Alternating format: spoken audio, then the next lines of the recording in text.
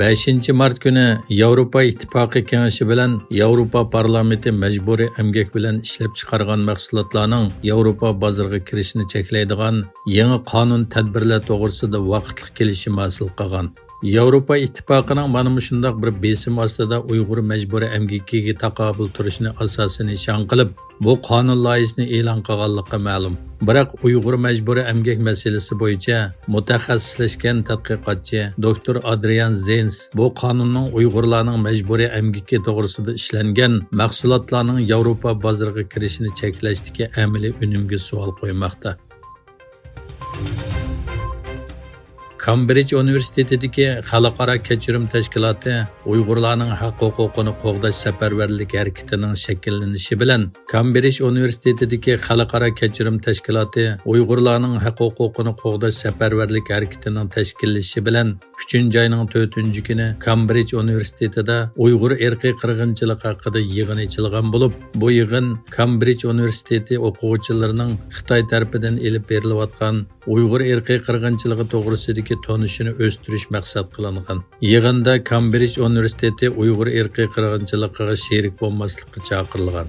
Shuning bilan bir vaqtda Xitoy hukumatining Cambridge Universiteti orqali o'zining obro'y va obrazini yaxshilashga ham Uyg'ur irqiy qirg'inchiligidan diqqatini boshqa taraflarga burashga tirishayotganligi ilgari surilgan. Bu yig'inga London Universiteti tadqiqotchisi va shoir Aziz Aysa Alkun, tadqiqotchi Samdanning va Xitoy faoliyatchilaridan Kaylama taklif bilan qatnashib, Uyg'ur irqiy qirg'inchiligi va Xitoydagi kishilik huquq dafsandichiligi haqida leksiya bergan.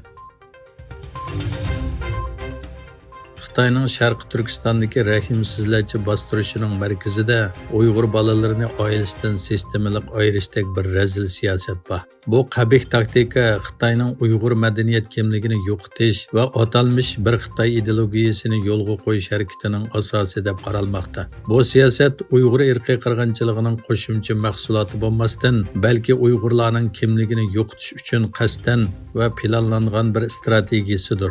Bo'libmi 2014-yildan boshlab bu vaziyat kishini andishiga soladi. Amerika Kengash palatasi federatsiya organlarining bir qism Xitoy biotexnik shirkatlari bilan savdo qilishni cheklashni maqsad qilgan qonun loyihasini qarab chiqishga tayyorlik qilmoqda. Xitoy shirkatlarining gen sonliq ma'lumotlarini to'plaganligi va Xitoy armiyasi bilan munosabati borligi o'tirg'a qo'yilgan edi.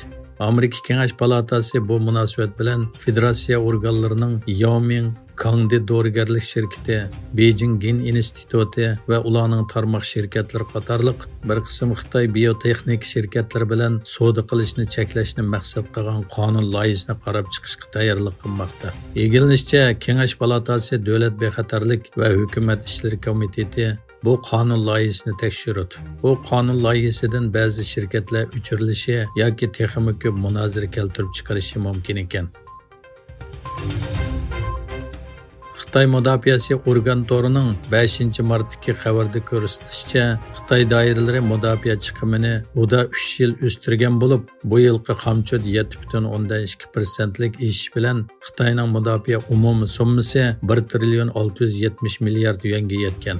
Garchi bu o'sish bultirqi bilan o'xshash bo'lsa-mu, ammo yanada Xitoy ichi ishlab chiqarish umumiy qiymatining ish sur'atidan yuqori bo'lgan. Tünügün Kiyev vaqti 10:41da Odessada ogohlantirish signali chalindi. 3 minutdan keyin shaharda kuchli portlash ovozi anglandi. Gretsiyada e'lon qilingan prototema gezda boshqariladigan bomba hujumining nishoni balkim Zelenskiyning mashina atrofida bo'lishi mumkin deb yozdi.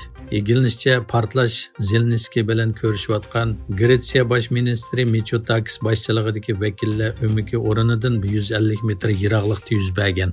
Ukraina dengiz armiyasining xabariga qaraganda, chorshanba kuni Port-Ul aslahalariga qilingan hujumda 5 odam qazo qilgan, nurg'un kishi yaralangan.